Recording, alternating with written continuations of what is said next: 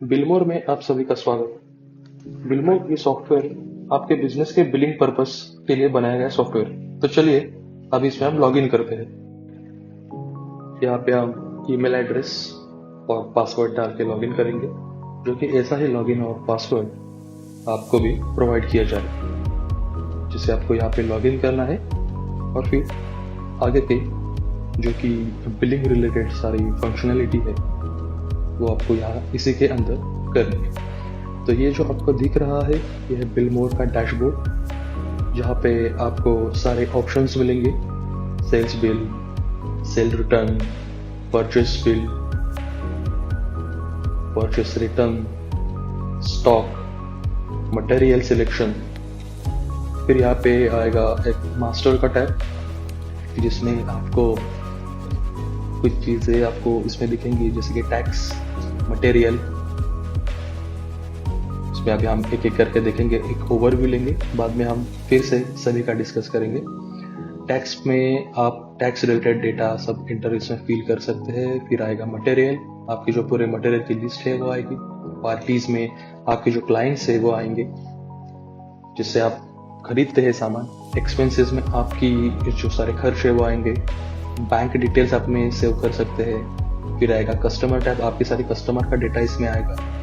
फिर आएगा user, user मतलब जैसा आपका एक अकाउंट क्रिएट होगा वो यहीं से क्रिएट होगा। फिर देखते हैं सेल्स, जिसमें सारे सेल्स के बिल आएंगे, सेल के रिटर्न के बिल। तो ये जो सारे बिल जनरेट होंगे वो यही इसी टाइप से होंगे, जिसके सेल बिल है। फिर ये है सेल्स के रिटर्न्स, तो आपके विद टैक्स जो कि आपके सारे बिल्स वगैरह होंगे सेल्स के, वो इसी टाइप से मैनेज होंगे। फिर आता है परचेस का टाइप, जिसमें सारा परचेस रिलेटेड बिल्स आपको यहाँ पे मैनेज होंगे। परचेस के बिल्स, परचेस के रिटर्न, जैसे सेल में था वैसे ही से ये परचेस का टैब है, जिसमें आपको मिलेगा परचेस बिल, परचेस रिटर्न।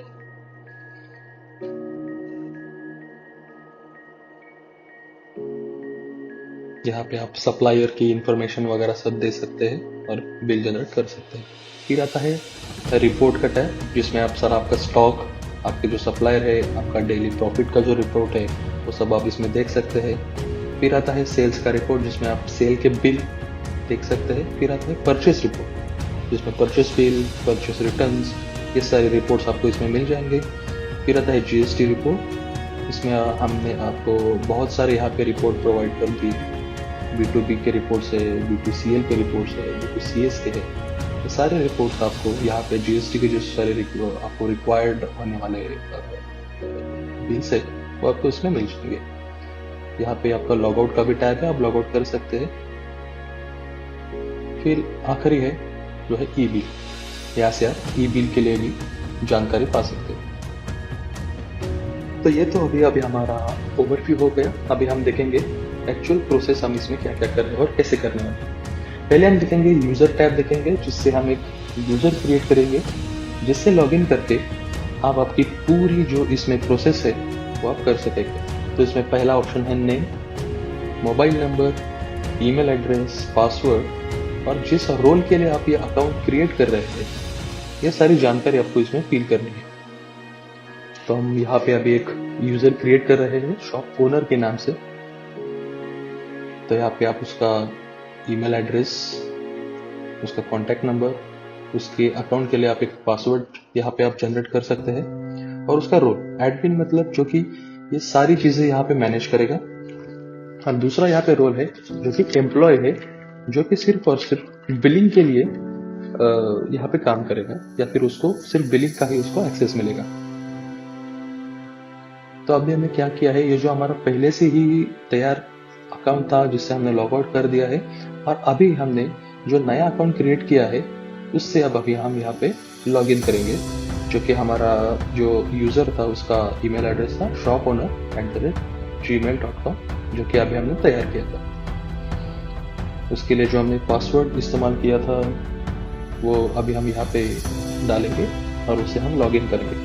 तो अभी हम देख सकते हैं कि जो हमारा एक नया एडमिन हमने यहाँ पे तैयार किया था शॉप ओनर के नाम से, उससे हमने अभी चालू किया है। जिससे अभी हम पहला टैब देखेंगे टैक्स का, जिसमें हम अलग अलग जो आपके टैक्सेस होते हैं वो हम इसमें ऐड करेंगे। टैक्स का नेम है GST 18%, मतलब अगर 18% अगर आप किस चीज़ पे टैक्स देने वाले हैं तो आप तब उसमें ये सिलेक्ट कर सकते हैं। तो हम ऐसे यहाँ पे अलग अलग टाइप के टैक्सेस यहाँ पे क्रिएट करके रख सकते हैं कि GST 18% या फिर GST 28%, जो कि अलग अलग टैक्सेस होते हैं, टैक्सेस के स्लैब्स होते हैं, वो हम यहाँ पे पहले से ही तैयार करके रख सकते हैं, ताकि जब आपको उसकी ज़रूरत पड़े तो सिर्फ आपको बाकी चीज़ों में सिर्फ ये इन्हीं जो यहाँ पे तैयार किए हुए टैक्सेस है वो आपको सिलेक्ट सिर्फ करने हैं। यही तो है मेन फायदा, ये मास्टर टैब का होता है। सिर्फ आपको मास्टर में एक बार ही ये सारे टैक्सेस तैयार करके रखने हैं। वैसा ये आगे का टैब है मास्टर, या फिर आप बोलेंगे मास्टर का अगला मटेरियल, जिसमें हम आपके मटेरियल की सारी जानकारी इसमें भर देंगे। जिसमें आपको पहला ही ऑप्शन दिखेगा बारकोड नंबर का, जो कि बारकोड नंबर आप टाइप भी कर सकते हो, या फिर आपके पास अगर स्कैनिंग की जो गन है वो अगर होगी तो आप उससे भी स्कैन करके इसमें हम डेटा ऐड कर सकते हैं। यहाँ पे हम आगे की जानकारी इसमें भरेंगे कि आपकी जो प्राइसिंग है वो विद टैक्स है, मतलब उसमें टैक्स इंक्लूडेड है या वो विदाउट टैक्स है। तो ये जानकारी आपको यहाँ पे फिल करनी है। उसका प्राइस का जो टैग है, मतलब टाइप है, वो विद टैक्स है, विदाउट टैक्स है, उसकी सेलिंग प्राइस क्या है, उसकी परचेस प्राइस क्या है, मिनिमम सेलिंग प्राइस, मतलब अगर आप मान लो कि आपने एक 8 रुपए में अगर आपने एक प्रोडक्ट खरीदा है, अगर आप वो 10 रुपए में बेच रहे हैं, तो अगर आप मिनिमम उसमें क्या डिस्काउंट दे सकते हैं कि अगर मिनिमम मान लो कि आप 10 रुपए की चीज़ 9 रुपए में भी बेच सकते हैं, तो वो मिनिमम सेलिंग प्राइस आपको वहाँ पे उस तरीके से ऐड करनी है। अभी हम यहाँ पे देख रहे हैं कि हमने बारकोड नंबर यहाँ पे कुछ टाइप किया है, फिर अभी उसका नाम एग्जाम्पल के रूप में हम लेंगे कि हम लोग पार्ले जी, उसका मेजरमेंट यूनिट क्या है, तो एक पैकेट में हम इसको कैलकुलेट करेंगे, ना कि हम किलो में वो कैलकुलेट करेंगे, तो हम पैकेट के हिसाब से करेंगे। तो अगर मैंने जैसा बताया कि अगर उसका परचेज प्राइस मतलब हमारी खरीद की जो कीमत है वो है 8 रुपए, सेलिंग प्राइस मतलब उसकी बिक्री की जो कीमत है वो है 10 रुपए, और उसका मिनिमम सेल प्राइस अगर हमने रख दिया कि 9 रुपए, मतलब अगर किसी को डिस्काउंट देकर बेचना है तो किस अमाउंट पे आप बेच सकते हो, तो 9 रुपए में बेच सकते हैं। रैक की जो लोकेशन है वो कि आपके दुकान में आप वो कहाँ पे रख रहे हो, ताकि आपको वो बाद में ढूंढने में बहुत आसानी हो, इसलिए रैक लोकेशन का भी यहाँ पे हमने ऑप्शन दिया है। मिनिमम स्टॉक, अभी आपके पास इस पार्ले जी का कितना स्टॉक अवेलेबल है वो आपको यहाँ पे नंबर देना है कि 10 स्टॉक अवेलेबल है। और अभी हमने GST का जो टैक्स हमने क्रिएट किया था वो सिर्फ हमने यहाँ से सिलेक्ट कर दिया कि इसमें हम कितना टैक्स लगेगा, तो 18% ही लगेगा। अगर किसी चीज़ पे अलग टैक्स लगेगा तो अलग से हमने टैक्स जो हम मास्टर में टैक्स में तैयार करेंगे वो हम यहाँ पे सिर्फ आपको सिलेक्ट करके उसमें ऐड करना है, ताकि आप सभी को पता है कि अलग अलग प्रोडक्ट्स में अलग अलग टाइप का टैक्स लगता है। तो उस हिसाब से वो जो प्रोडक्ट का नाम होगा उस हिसाब से हमको उसका जो GST है, टैक्स है, वो हम यहाँ पे सिलेक्ट करना है। तो अभी हम और एक दो यहाँ पे प्रोडक्ट्स तैयार करके आपको दिखाएंगे, ताकि आगे जाके जो बाकी की प्रोसेस आपको दिखानी है उसमें और थोड़ी आसानी हो।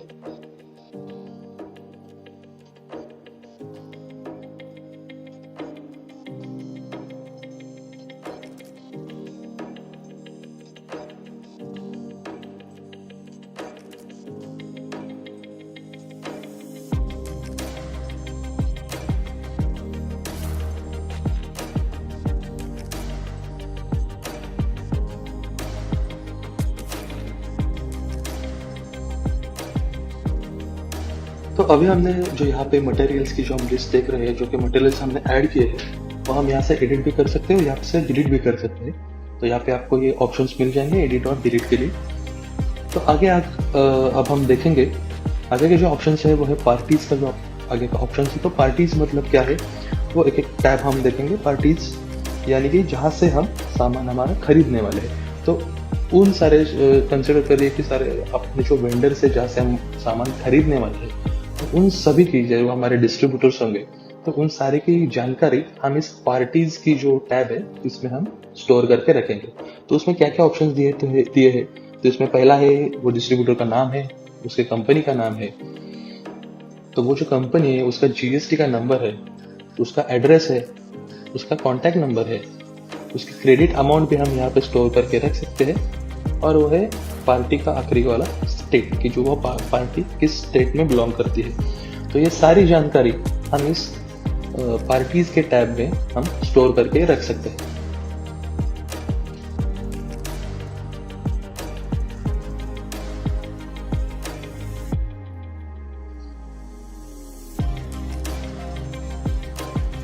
तो जो यहाँ पे आप जैसे देख सकते हैं कि जैसे हम यहाँ पे ये सेव करेंगे तो यहाँ पे आपको बेसिक वैलिडेशन भी मिल जाएंगी कि बेसिक जीएसटी का जो नंबर होता है वो 15 कैरेक्टर का होता है। तो अगर वो आपने गलत डाला होगा तो वो भी आपको बताएगा कि आपको एक वैलिड जीएसटी का नंबर यहाँ पे डालना होगा, जो कि अभी हमने एक रैंडमली डाला था। तो अभी हम वो अपडेट कर देंगे और एक वैलिड जीएसटी का नंबर यहाँ पे हम ऐड कर देंगे। तो जब हम ये सेव करेंगे तो ये हमारा पार्टी में जो हमारा डिस्ट्रीब्यूटर है वो ऐड हो जाएगा। और अगला टैग हम देखेंगे वो है टैग एक्सपेंस वाला टैग, जिसमें हम अपने सारे जो बिजनेस के खर्चे हैं वो हम इसमें ऐड करते जाएंगे, ताकि आगे कैलकुलेशन में आपके हिसाब में ये सारे आसानी हो। इसलिए ये सारा हम एक्सपेंस में मैनेज करेंगे, जिसमें पहला ही टैब है जो है हम डेट, क्योंकि डेट वाइज हम सारे हमारे एक्सपेंस यहाँ पे मैनेज करने वाले हैं। उसके आगे है रीज़न, कि किस रीज़न के लिए ये एक्सपेंस हो रहा है, ये खर्चा हो रहा है, तो वो भी हम इसमें डाल सकते हैं। तो पहले यहाँ से हम क्या करेंगे, एक एक्सपेंस का नाम यहाँ पे तैयार करेंगे। फिर समझो डेली आपके दुकान में, आपके बिजनेस पे चाय वाला आता है तो उसका खर्चा एक एग्जाम्पल के पकड़ सकते हैं। तो हम यहाँ पे डाल देंगे कि चाय टी, या हम चाय के लिए इस दिन 13 अप्रैल को 20 रुपये खर्चा हुआ, और वो एक्सपेंस जो हमने तैयार किया था वो सिलेक्ट करके यहाँ पे हम सेव कर देंगे। तो इस हिसाब से यहाँ पे आप ये तैयार कर सकते हैं, उसको एडिट या फिर डिलीट भी कर सकते हैं। आगे का टैब है वो है बैंक लिस्ट। ये सारी जानकारी इसलिए है कि जो आप बिल तैयार करेंगे आपके ग्राहक को देने के लिए, तो उस बिल के ऊपर आपको बैंक का नाम भी आपकी दिखाना जरूरी होता है। तो यहाँ पे आपकी जो सारी बैंक डिटेल्स है वो इसमें हम सेव करके रख सकते हैं, ताकि अगर किसी ग्राहक को आपको ये डिटेल्स देनी हो तो ये बिल के ऊपर आ जाएंगे। तो यहाँ पे एक फॉर बिल्स के लिए का एक टैब है, जो कि अगर आपको ऑन करना है ना करना है, या कि इस बटन का हम उपयोग करेंगे एज अ डिफॉल्ट बैंक के तौर पे। मतलब क्या है कि अगर आपके 4 बैंक है, अगर मेन आपको बिल पे दिखाने के लिए उसमें से एक ही बैंक है, तभी आपको ये फॉर बिल्स का टैब ऑन करना है, तभी ये लिस्ट में आपको दिख जाएगा। उसके आगे डिफॉल्ट बैंक आ जाएगा, यानी कि ये जो जिस बैंक के आगे ये डिफॉल्ट बैंक आएगा वही आपके बिल पे दिखने वाला। तो इसके आगे का हम देखेंगे कस्टमर, जो कि हम अलग अलग टाइप के यहाँ पे आपके जो ग्राहक होते हैं उन सभी की यहाँ पे आप जानकारी इसमें हम स्टोर करके रख सकते हैं। तो इसमें हम देखेंगे क्या क्या है। तो इसमें नाम आएगा ग्राहक का, उसका मोबाइल नंबर आएगा, उसका एड्रेस आएगा, ईमेल एड्रेस आएगा, उसकी भी क्रेडिट अमाउंट हम यहाँ पे सेव कर सकते हैं, उसका अगर जीएसटी का नंबर है तो, और उसका स्टेट भी हम यहाँ पे स्टोर करके रख सकते हैं इस कस्टमर के लिस्ट में। अभी हम देख सकते हैं कि हमने एक कस्टमर भी तैयार किया है। तो इसमें हम ऐसे ही और भी आपके कस्टमर का डेटा है तो वो अलग अलग उसके जानकारी के साथ आप यहाँ पे इसमें सेव करके रख सकते हैं।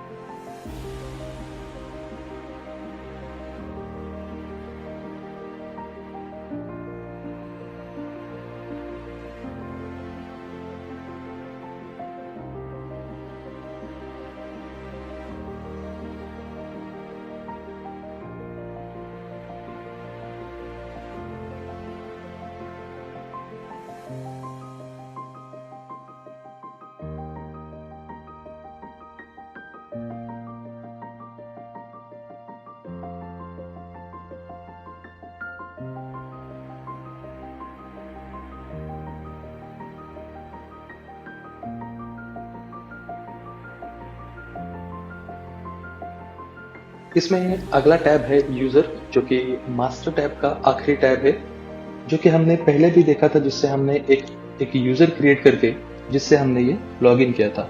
पर हमने उस वक्त किया था एक एडमिन क्रिएट किया था। तो हम इसमें जैसे कि हमने बताया कि 2 रोल के हम यूजर तैयार कर सकते हैं, जो कि पहला है एडमिन और दूसरा है एम्प्लॉय, जो कि एम्प्लॉय सिर्फ बिल के लिए काम करेगा या फिर उसको सिर्फ बिलिंग का ही एक्सेस मिलेगा।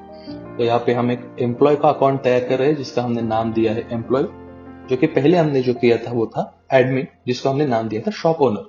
आप कुछ भी यहाँ पे आपके यूज में आपका या फिर आपका खुद का भी नाम यहाँ पे दे सकते हैं, या फिर आपके जो एम्प्लॉयज है वो हर एक एम्प्लॉय का यहाँ पे नाम देके हर एक एम्प्लॉय के लिए आप एक एम्प्लॉय अकाउंट क्रिएट करके आप उनको ये दे सकते हैं, ताकि उनको बाकी का किसी चीज का एक्सेस ना मिले, उनको सिर्फ बिल जनरेट करने के लिए एक्सेस मिले, जो कि हमने यहाँ पे अभी तैयार किया है।